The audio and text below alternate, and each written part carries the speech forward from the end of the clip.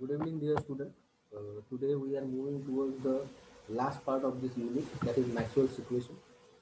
इस यूनिट को अगर अपन ध्यान से समझते हैं तो इस यूनिट के अंदर में अपन ने अब तक टोटल तीन तरीके के क्वेश्चन देख लिए हैं। एक है electric boundary condition based question, दूसरा है magnetic boundary condition based question, तीसरा है numerical based on either electric और मैग्नेटिक बाउंड्री कंडीशन। चौथा क्वेश्चन जिसकी तरफ अपन जा रहे हैं, जिसके ऊपर कंपल्सरी एक क्वेश्चन रहेगा, वो है Maxwell equation for different type of field. So what is Maxwell equation? These are nothing but an equation presented by the Maxwell on his study on electric field and magnetic field. जब electric field और magnetic field को Maxwell ने थोड़ा closely पढ़ा तो उसने जो equation derive किए उस इक्वेशन को बोला जाता है Maxwell equation. So when we are representing this Maxwell equation, these equations are actually defined in two type of field. One is the static field, that is called as a constant field, and one is a varying field. Varying field where the value of the component of the field automatically changes, like temperature and all. Okay, so in static field there are four differential form of Maxwell's equation, that is del bar dot d bar is equal to rho, which is also called as a Gauss law. Gauss law is one of the Maxwell equation.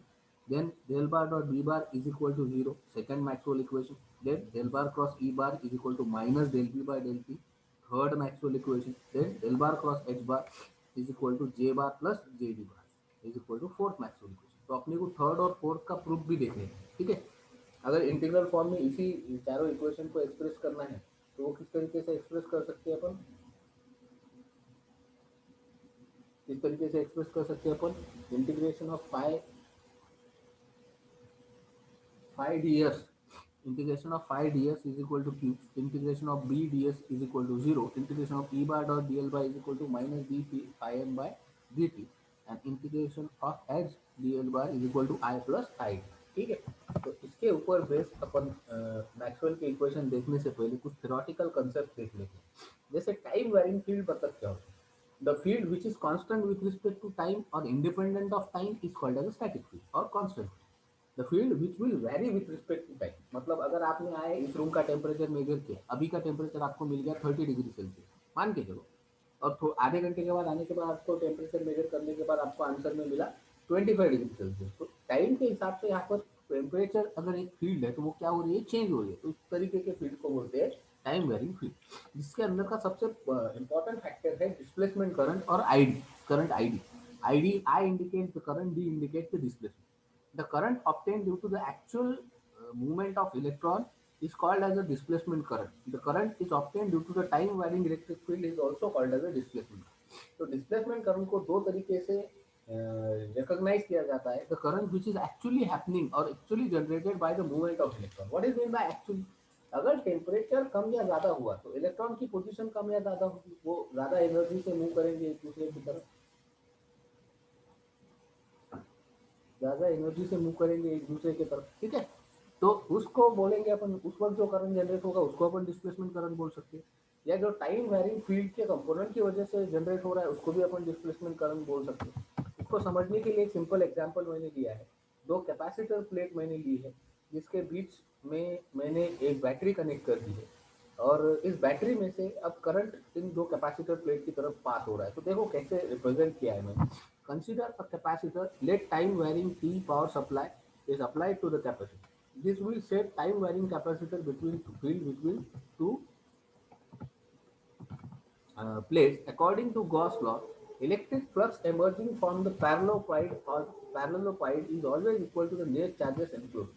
अब इसमें से कितना current बाहर निकलेगा, जितने इसके अंदर में चार्जेस होंगे, जो कि गॉस लॉ है, जिसको अपन इलेक्ट्रिक फ्लक्स के फॉर्म में लिख सकते हैं। Phi E is equal to close line integration of D bar dot D S bar is equal to Q, that is equation number 1। As rate of change of electric flux produces current, अगर जितने number of fluxes होंगे current generate होगा। तो I D is equal to D phi by D T. तो I D is equal to D phi by D T, phi मतलब है phi E, तो I D is equal to D D T of phi E का value कितना है, integration of D bar dot D S bar. Integration और derivative इन दोनों में से एक कोई तो भी बचना चाहिए इक्वेशन के अंदर में। तो I is equal to D Q by D T, ठीक है। तो इसको अपन D five by D T को रिप्लेस कर सकते हैं क्यू से। तो यहाँ क्यू डाल दिया तो D Q by D T, D Q by D T का मतलब क्या होता है, आई, मतलब डिस्प्लेसमेंट करंट भी क्या होता है, is equal to the normal current, ठीक है।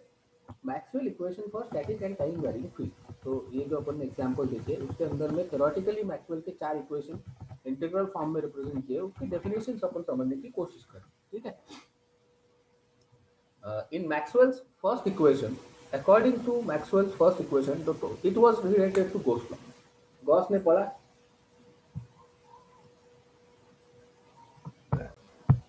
हाँ, तो मैक्सवेल का पहला इक्वेशन जो है वो डेवलप हुआ है गॉस लॉ के हिसाब से। ठीक है। तो गॉस लॉ का क्या बोलना था कि एक और अगर अपने गॉस लॉ को याद करते हैं, गॉस का क्या बोलना था कि किसी भी क्लोज लाइन सरफेस के अंदर में या किसी भी क्लोज सरफेस में से उतने ही फ्लक्सेस बाहर निकलेंगे जितने उसके अंदर में चार्जेस रहेंगे। तो उसी को लेके मैक्सवेल ने इसको उस तरीके से रिप्रेजेंट किया है कि according to first Maxwell's equation, total electric flux emerging out of any closed surface must be equal to the net charges enclosed by the that surface, same as that of the Gauss law. Gauss का जो बोलना था वही Maxwell का बोलना है, it is a representation of that. ठीक है। तो किसी भी क्लोज सरफेस में मान के चलो आपके पास अगर एक क्लोज सरफेस है उसके अंदर में 10 चार्जेस है, तो उसमें से 10 फ्लक्स निकलेगी। 15 चार्जेस है और चार्जेस बढ़ेंगे, फ्लक्सेस बढ़ेंगे, चार्जेस घटेंगे, फ्लक्सेस घटेंगे, चार्जेस नॉर्मलाइज होंगे, फ्लक्सेस भी नॉर्मलाइज होंगे। ये है गॉस मैक्सवेल का पहला equation, it was related to electric flux. Second equation of Maxwell is related to the magnetic flux density. जैसे वो इलेक्ट्रिक फ्लक्स से रिलेटेड क्या, ये था मैग्नेटिक फ्लक्स डेंसिटी। उसको रिप्रेजेंट किया था integration of D bar dot D S is equal to Q से, इसको रिप्रेजेंट किया integration of B bar dot D S is equal to 0। तो according to second Maxwell equation, total magnetic flux over any closed surface must be equal to 0 since incoming fluxes over the surface is equal to outgoing surface। बहुत simple.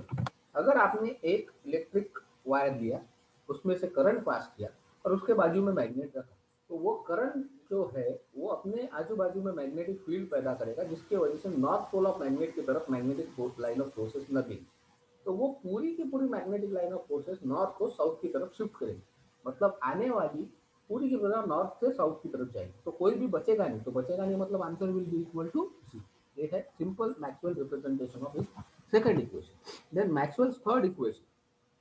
According to the Maxwell's his equation, the line integration of electric field intensity over any closed surface C is equal to rate of change of fluxes over the surface enclosed by that curve।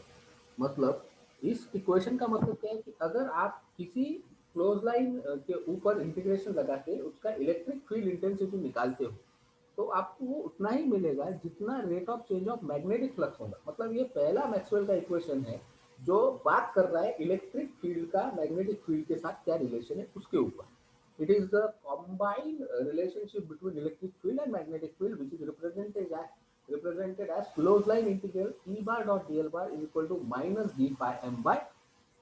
ठीक है। और चौथा Maxwell का equation भी उसी से related है, पर सिर्फ यहाँ पे इलेक्ट्रिक फील्ड इंटेंसिटी की जगह पर मैग्नेटिक फील्ड इंटेंसिटी है। तो according to this Maxwell equation, if conduction and displacement current are present simultaneously, then the integral of magnetic field intensity over the Amperian path is always equal to the sum of conduction and displacement current। अगर किसी भी field के अंदर में आपके पास conduction current जो आपका simple normal current है आई, वो और डिस्प्लेसमेंट करंट जो कि टाइम वैरिंग फील्ड की वजह से या किसी करंट के पैरामीटर को चेंज होने की वजह से पैदा होता है, ये दोनों करंट प्रेजेंट रहते हैं। तो इसके अंदर में अगर आप उस फील्ड के अंदर में क्लोज लाइन इंटीग्रेशन लेते हो for calculating the magnetic field intensity, तो वो सम आएगा आई प्लस आई डी, क्योंकि H bar dot D L bar is equal to I है, तो आई के दो हिस्से हुए I plus I D. So that will be the answer। ठीक है। ये चारों इक्वेशन आपको अच्छे से याद होंगे। अपने अगले लेक्चर के अंदर में मैं इसके जो थर्ड और फोर्थ का जो प्रूफ है वो आपके सामने प्रेजेंट है। ठीक है। अभी यहाँ पे अपन रुक जाए, या तो आप एक बार इक्वेशन को देख लो।